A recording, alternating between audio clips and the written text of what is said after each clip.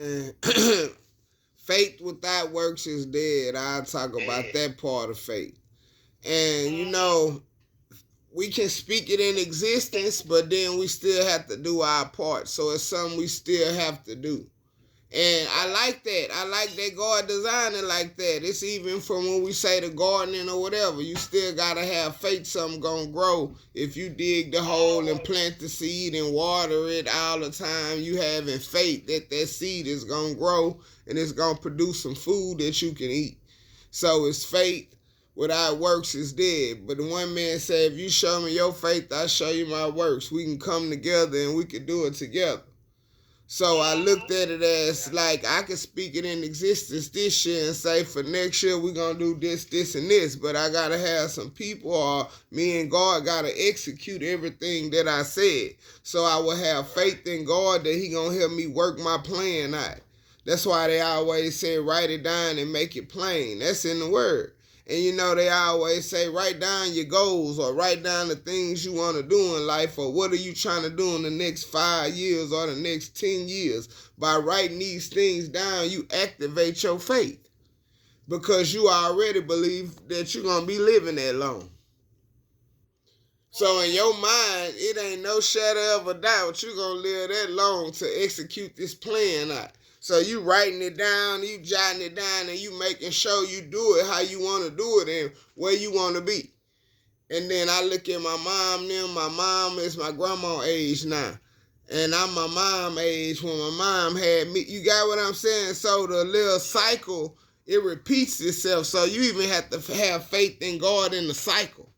Have faith in the DNA. Have faith in the bloodline that somebody was going to keep on being produced. Have faith in Jesus Christ that he came, hung, bled, and died for us. But the faith, and then it says your faith grow. I always use the quick example of faith like a cell phone. When we first got our cell phones, we was on a minute plan, and we only could talk for a certain amount of time. We ran out of minutes. So everybody said, hey, call me after 9 o'clock. My minutes is free. I got unlimited minutes after 9 o'clock. So your faith should grow. Yeah, you might have that little mustard seed faith at first. That's you saying, I ain't got no minutes, call me after 9. But once you get to a certain age or you develop, you should have unlimited faith. Like the cell phone is now. Now you can talk all day long. They got unlimited talk, text, because they going to let you run your mouth. So that's how your faith should be. Your faith should grow, and it starts with you talking to God. I have faith that God going to deliver me out of any and every circumstance and situation. I have faith sometime when I'm outside working in the sun and it's real hot. I have faith that God gonna sustain me no matter how hot it get outside. He ain't gonna let it overtake me. So I have to have faith. I have to trust. We have faith in the chair that we sit down in every day. Most of the time we just flop down in the chair without no thought. We have faith in our automobile if we got a car. We just jump in that boy, fired up and drive. As long as you put some gas in there, that's the main thing you check. The rest of that stuff, you might check it, you might not. Then you got faith in the computer system in the car to tell you if you low on oil. To tell you about your mileage. So you see what I'm saying? We developed a lot of faith if we really know what faith is.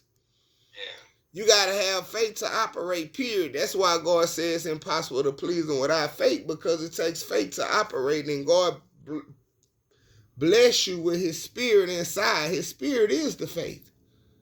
So by him blowing life into you, that was your measurement of faith that Pastor Castillo was just talking about.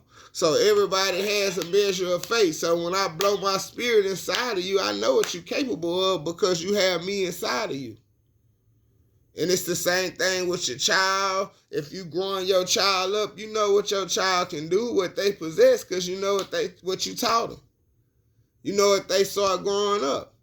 So it's the same thing. If you studying God's word and reading it, then you'll have faith in God because you done seen all the people he done delivered and brought through all of those circumstances. That's what I wanted to add.